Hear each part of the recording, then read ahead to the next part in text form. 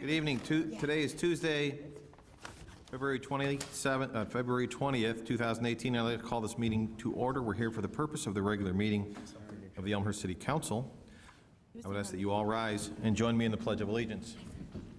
I pledge allegiance to the flag of the United States of America and to the republic for which it stands, one nation, under God, indivisible, with liberty and justice for all. Clerk Spencer, please call the roll. Dunn. Here. Leader. Here. Holumsky. Here. Graham. Absent. Toledo. Here. York. Here. Levin. Here. Park. Here. Honquist. Here. Kennedy. Here. Mulliner. Here. Brennan. Here. Sabatino. Here. Deuter. Here. 13 present, 1 absent. 13 present, 1 absent. We have a quorum. On to agenda item 3, receipt of written communications from the public. At this time, is there anybody in the audience who has any written items that they wish to submit at this time? If so, please raise your hand. We have one. Sir, come on up and hand whatever you have to Clerk Spencer.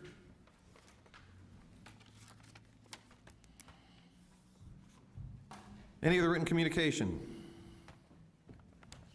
Okay, seeing none, we'll now move on to public forum agenda item 4. This is an opportunity for anybody in the audience to address the council, specifically the chair, on any item they so choose. When we call your name, we ask that you approach the microphone over here on my right, your left. Out of respect for the work that we have to get done here this evening and out of respect for others that may want to speak, we ask that you keep your comments to 3 minutes. I will keep time. And if you go over your 3 minutes, I will ask you to wrap up. When you get to the microphone, we ask that you identify yourself as we are being recorded. Address is optional. Clerk Spencer, at this time, did anybody sign in for public forum? Yes, Mayor. I'll start with John R. Quigley, 300A West Lake Street, Suite 201. Good evening, John Quigley, President and CEO of the Elmhurst Chamber of Commerce and Industry. I wanted the City Council and all of the City of Elmhurst to be aware that our Chamber of Commerce is in the production stage to produce a board game called Elmhurstopoly. And we're doing it in conjunction with our 100th anniversary here in 2018. We began selling sponsorships of the game, 75 sponsorships in all, 2 weeks ago, and I'm happy to say we have completely sold out. And the manufacturer said nobody they've worked with ever has sold out in 2 weeks. That's the kind of community we have. So our production is going to begin 6 weeks earlier than we were expecting. We allotted 8 weeks. I did want to thank the City of Elmhurst. They were actually the first organization to jump in on the board game, taking 2 of the corner spots, including the Go spot. And the Explorer Elmhurst will have a trolley as one of the 6 tokens.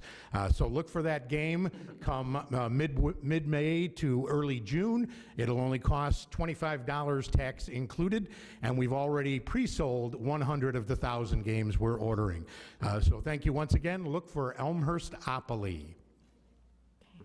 Claude Pagash, 566 West Gladys.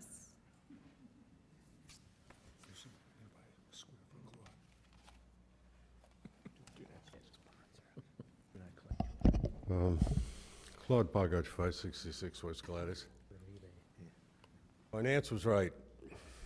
I got my water bill. Nice document.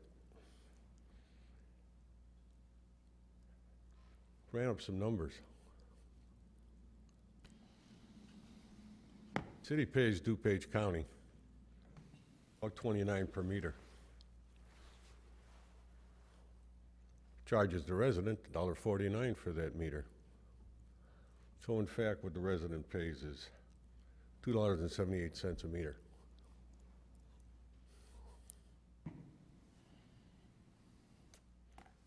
And then we have this capital investment. That came in a little while ago, but finance was right. It went up almost $10. What I don't understand is this. The council kept a half penny for sales tax, still doesn't have enough money. that the DuPage water system used to collect. And then on top of it, okay, DuPage water system hasn't raised their price that's selling water to the city for the last couple of years. One other question, you guys can muzzle this over all you want. This capital investment shows up on a residence bill. I'm interested if it shows up on a commercial bill. It's going up on a regular basis. And the council was fine enough the last time I was here to vote in Allied's contract. But it's short something. Administration cost. Well, since you do it with the water, break it down with the county, it's charging that. Why don't you just put it on the water bill the same way? Just how much I have to pay for this city to keep track of rubbish. A couple budgets ago, it was brought up to write our outstanding volume of money. Be nice to know just what I'm paying for the watching of rubbish being picked up by the city. Last meeting was talked about had a vote on this new TIF. Public schools said, nah, we don't want it. Also was reported that they think there's maybe a legal problem with it.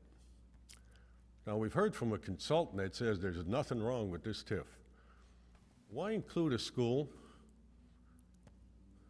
administration building, a YMCA, and Park District property, and something that pays no taxes? Mr. Pagash, you're at your 3 minutes. I'd ask you to wrap up, please. Yeah, I'll wrap up. Just, we've heard from a consultant about this TIF. How about we hear from our legal department about this TIF?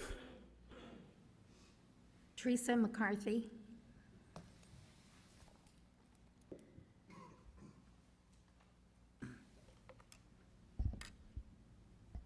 Thank you. My name's Teresa McCarthy. I live at 165 East Fremont. Thank you for allowing me to speak. At the hearing on February 12th of the DPZ, it was decided to change how to interpret conditional use. In the middle of a case, it was decided that conditional use, and I quote, is expressly permitted with conditions attached. This can apply to any zoning area now in Elmhurst. This decision does not have to be based on the city's comprehensive plan. After Elmhurst spent nearly $1 million on consultants developing a comprehensive plan, the comprehensive plan now is only a guide, not a standard. At the hearing, the DPZ did not specify which of 3 plans was approved. They just voted 3-0 for conditional use.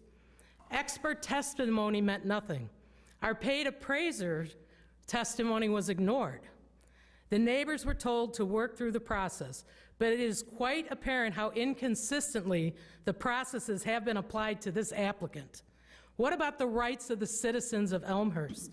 The residents. The residents were called names, accused of vandalism, and EEC stated that they tried multiple times to negotiate. This is simply not true. EECC's own lawyer, Scott Day, in earlier testimony stated, "Put conditions on us. Tell us what you want." Mayor Morley, in his State of City Elmhurst address of the year, spoke about the key to success in Elmhurst. His 3 words, planning, planning, planning. The city's past practices show Elmhurst has worked extensively to minimize impact on neighborhoods. Look at Artemis and Park Place, which no one protested. We have consistently had multiple residents out on these hearings.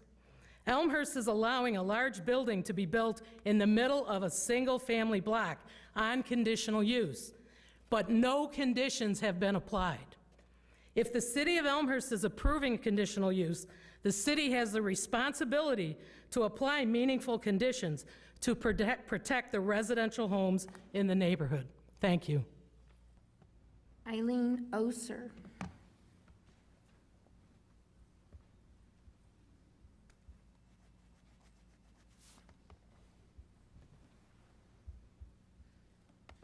Good evening. I'm Eileen Ozer. I'm one of the clamoring neighbors, as we've been described. I'm here to voice my concerns over the DPZ deliberation of the EEC map amendment application. In 2017, the Zoning Commission recommended rezoning the new subdivision all R2. That recommendation still stands. Attorney Day testified multiple times that the applicant was okay with the subdivision zoned all R2. On February 12th, the DPZ recommended split zoning because it would be punitive to EECC if the commercially zoned Lake Street property was rezoned to R2, less valuable property. So for a map amendment purpose, it is better to keep them C2, but considering a conditional use, they're considered residential. At the same time, it was suggested that the rest of the Fremont block would make more sense rezoned as C2. In a letter dated February 1st, Scott Day stated that he did not withdraw the map amendment. If you look at the 4 map amendment standards, they are very similar to conditional use. The first 2 standards are descriptive. What are the uses of the property in the area? What are the classifications? The third standard is what are the permitted uses under the existing as well as the proposed zoning. And now, since conditional use means permitted, this has no relevance. The fourth standard requires harmony with the comprehensive plan. Again, at the hearing, it was stated that the DPZ is using the plan only as a guide and not as a standard. If the subdivision is left split zoned, there is no map amendment. By right, EECC could return immediately, request all C2 zoning with a new map amendment and a conditional use application for a C2 development. They already have those plans. That was submitted in September of 2016. On what basis would the city be able to deny these applications? The attorney we consulted said none. None based on the DPZ new interpretation of conditional use. The city has a responsibility to protect all its residents. It should not unfairly favor commercial property interests over single-family residential property owners. If this development is approved, the commission recommendation for a single R2 zone should be followed. The decisions taken in this case open the door for things to come in all districts in Elmhurst. The genie will be out of the bottle. Okay, Andrew Herbert.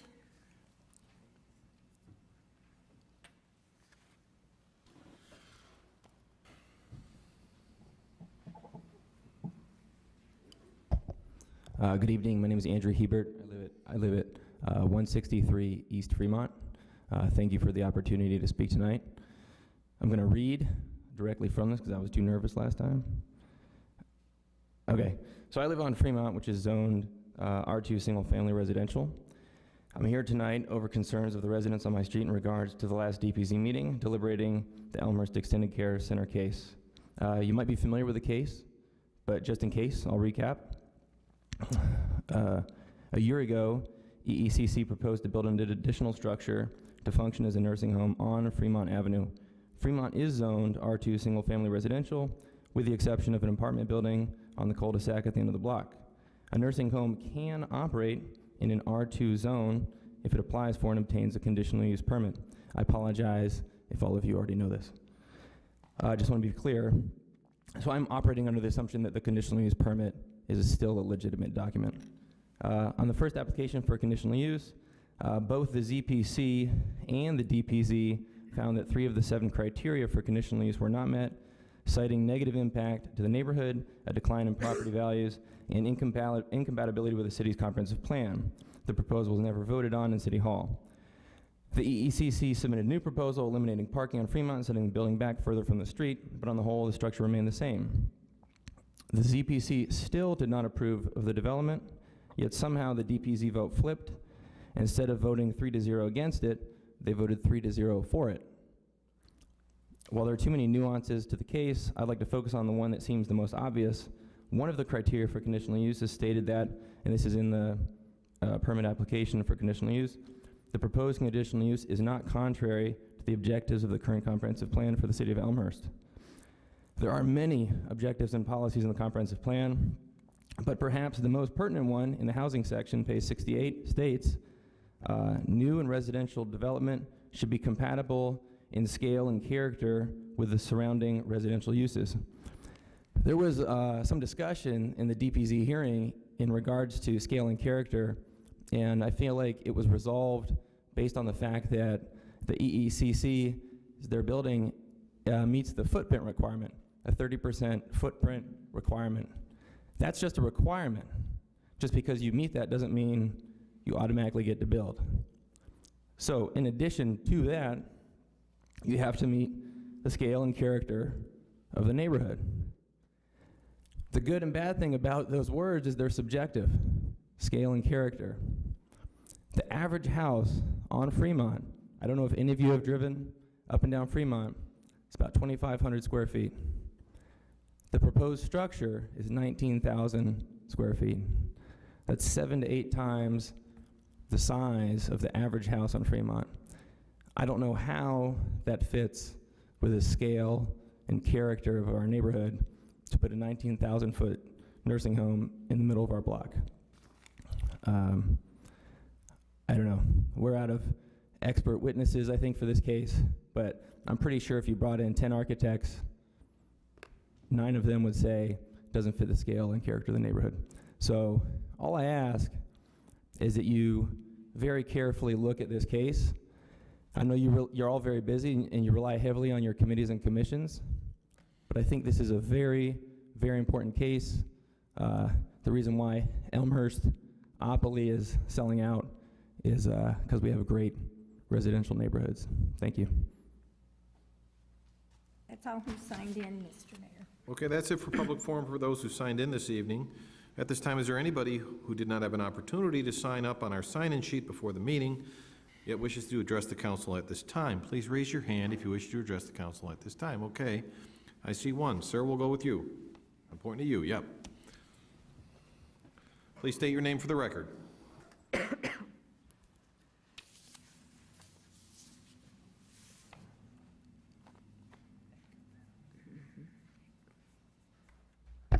Before I begin, I'll just mention I actually did sign in on an extra sheet of paper in the back. If you'd like, I can submit it when I'm done. That's fine, we appreciate that. Do you want it at the end? Just hand it to the chief and we'll take it from there. Thanks, Chief. All right, so my name is Edgar Powell, and I live on 159 South Cottage Hill Avenue, apartment 314, here in Elmhurst. Usually I'm interacting with aldermen to talk about recycling issues, but today I'm here for a different issue. I'm actually trying to talk about 3 related but separate concerns I have regarding sunshine laws and transparency, especially in regards to committee meetings and committee proceedings. So to give you an example, a few weeks ago, I was looking for the minutes of the Public Works and Buildings Committee, just because I'm personally interested in that committee, as I'm trying to get a referral through that body. There were 2 sets of minutes that were missing from the board docs website, so I was missing that information. I emailed Clerk Spencer about it a couple weeks ago, and fortunately, the next day they were posted by someone in the staff administration office. So that's good. It's a great result, and I'm really glad that the minutes got posted. But when I further checked on board docs, I noticed that other minutes are missing. 3 meetings of the Finance, Council Affairs, and Administrative Services Committee do not have, they are not posted. Those meetings took place in late November and early December. I discovered the issue in the end of January. I reported it to Clerk Spencer, but I don't think anyone in city staff really has had a chance to look into it yet. I will point out that the Open Meetings Act does require minutes to be publicly available after within 40 days of the meeting. So I would encourage the council to make sure that minutes are readily available as soon as possible. The second concern is about the way minutes are approved, or whether they're formally approved by committees. I won't talk too much about that right now because I've actually put in a quick inquiry with the Public Access Bureau at the Illinois Attorney General's office just to see what they think. I expect there might be further communication about that in the coming weeks. Lastly, my third concern has to do not with the Open Meetings Act, but rather with municipal code.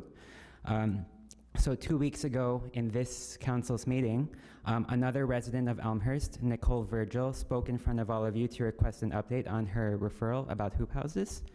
And the reason she was able to request that was there's a section in the municipal code, section 2.09F, which requires committees to provide a status report on referrals that have not been acted on within 90 days. That hasn't been followed for this specific referral and other referrals that I've discovered as well. I understand that as of today, Mrs. Virgil submitted a FOIA request, which came back negative. So the FOIA came back negative, which proves that the status report does not exist in the city records, and therefore a code violation could potentially have occurred. The Hoop House referral isn't the only referral. When I checked the committee pending list on board docs, there are other referrals pending before the DPZ committee and the PAS committee that do not have status reports that are required. So again, these are just a few of the concerns that I'd like to bring before you. I hope you can take a look at them further. I submitted a letter to Clerk Spencer that details my concerns further. I also provide direct quotes from the relevant state law and municipal code. So thank you for your time. Thank you for letting me speak. Okay. Anyone else for public forum this evening? Seeing them, we'll move on to announcements. Any announcements from the dais? Clerk Spencer. Thank you, Mayor. I just wanted to announce that the City of Elmhurst will host early voting for the general primary election that's going to be held Tuesday, March 20, 2018. This election is to elect federal, state, and county officials. Early voting here in Elmhurst will begin on March 5th through March 17th. That's Monday through Friday, 8:30 a.m. to 7:30 p.m., and Saturdays, 9 a.m. to 5 p.m. in council chambers. That means that our March 5th council meeting will probably have to begin at 8 o'clock. Okay. Okay, and this is all for the general election that'll be held Tuesday, November 6th. Primary election, but ultimately, Primary first, but it's for, yeah. ultimately ends for up the at general. general. Got it. Okay, is that it? That's it. Alderman Dunn? Yes, I want to just make an announcement that the Chicago Department of Aviation, the CDA, has finally wrapped up their submittal for the interim fly quiet, the IFQ. That was approved at the ONCC meeting back in December, so it took them a little over 2 months to provide that report. There's a link on the O'Hare Noise Commission website that has that full report. It's 279 pages, so it's pretty extensive reading. They submitted that to the FAA for review, and from what we understand, that is a 6 to 12-month review to make a determination on that IFQ proposal. So we will continue to stay in touch with our contacts at the FAA to check and see what the progress is on that particular review. Thanks. Okay. Alderman York? Thank you, Your Honor. Just wanted to announce that due to lack of a quorum, the Finance Committee will not be meeting next Monday night. However, we always, as always, have a lot of work to do, so we will be having a special meeting on Wednesday, February 28th at 1 p.m. here at City Hall. So again, we will not meet on Monday night, but we'll meet on Wednesday, February 28th at 1 p.m. Okay. Any other announcements? Seeing none, we'll go on to consent agenda. Agenda item 6. At this time, is there any item on the consent agenda any alderman wishes to have removed to provide further comment or vote no? Any removals from consent agenda?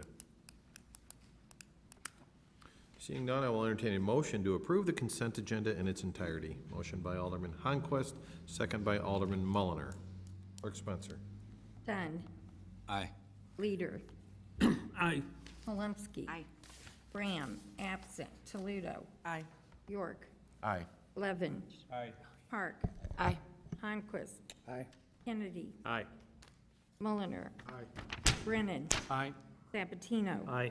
Doiter. Aye. Doiter. Aye. 13 ayes, 0 nays, 1 absent. 13 ayes, 0 nays. Motion carries. Consent agenda in its entirety is approved. On to committee reports. Agenda item 7.1. This is a report out of Finance. Clerk Spencer, I'd ask that you read the recommendation. Okay. It is therefore the recommendation of the Finance, Council Affairs, and Administrative Services Committee that the City Council accept the proposal from AT&T for the 3-year contract for telephone services that also includes a 2-year complete link agreement, and to suspend the rules to allow for approval for the resolution during the same council meeting. Signed by Kevin L. York, Chairman, Mark P. Sabatino, Vice Chairman, Tina Park, and Mike Brennan. Okay, to put this before council, I'll ask for a motion to approve the report and recommendation as read. Motion by Alderman York, second by Alderman Sabatino. Alderman York, your report. Thank you, Your Honor. This was supposed to have been on consent agenda, but didn't quite make it there. But the real crux of it is the fact that this is an agreement for traditional telephone lines that the city still needs in spite of the fact that we have VoIP service primarily. The last go-around, we didn't get this done in time, and it expired, and it was kind of an administrative mess to get all the rates adjusted back to where they should be. And for that reason, we needed to get this done this meeting so that that doesn't happen again. That's why we're asking that we suspend the rules for this. So that's why the report is here, and I'd be happy to answer any questions. Okay.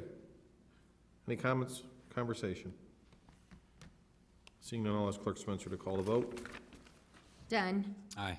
Leader. Aye. Palumski. Aye. Graham, absent. Toledo. Aye. York. Aye. Levin. Park. Aye. Onquist. Aye. Kennedy. Aye. Mulliner. Aye. Brennan. Aye. Sabatino. Aye. Deuter. Aye. 13 ayes, 0 nays, 1 absent. 13 ayes, 0 nays, motion carries. Consent agenda, or agenda item 7.1, committee report is approved. On to reports and recommendations of appointed elected officials. 8.1, Mayor Morley, that is me. 2 quick announcements.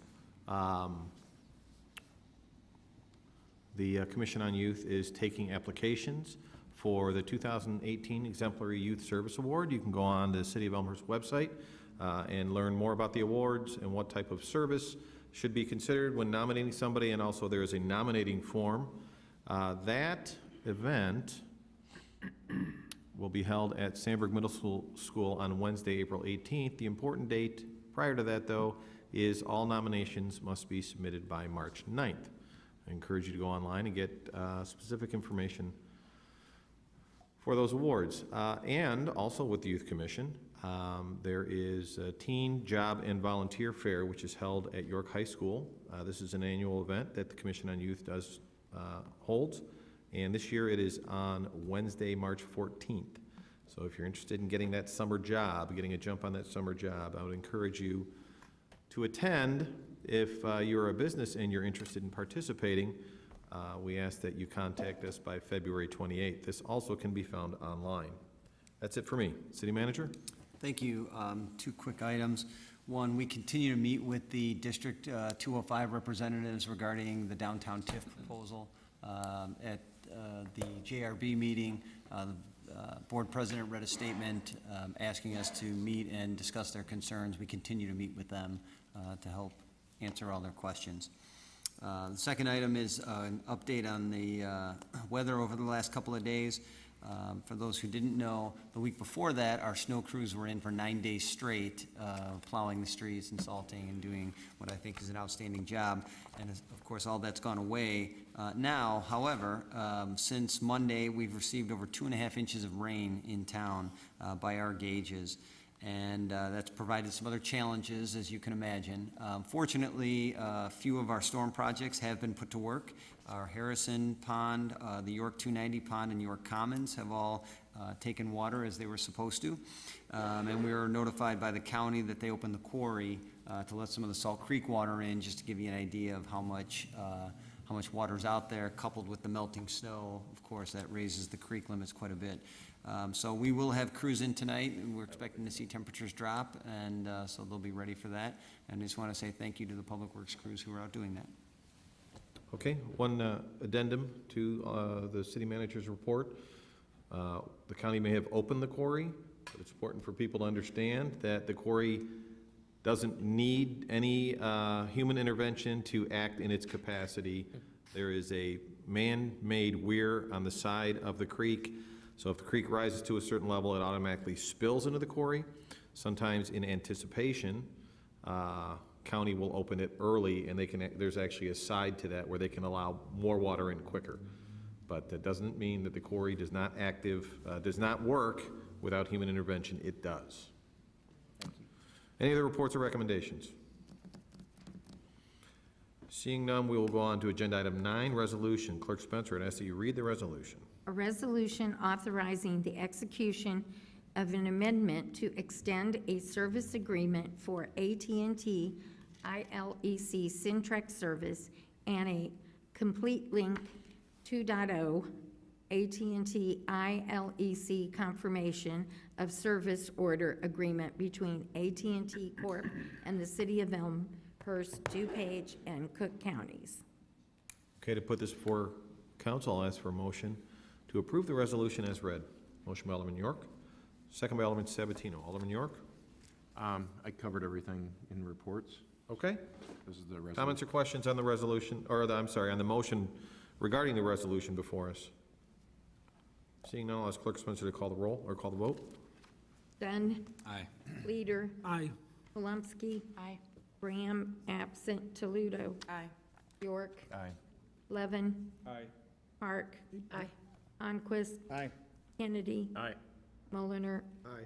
Brennan. Aye. Sabatino. Aye. Deuter. Aye.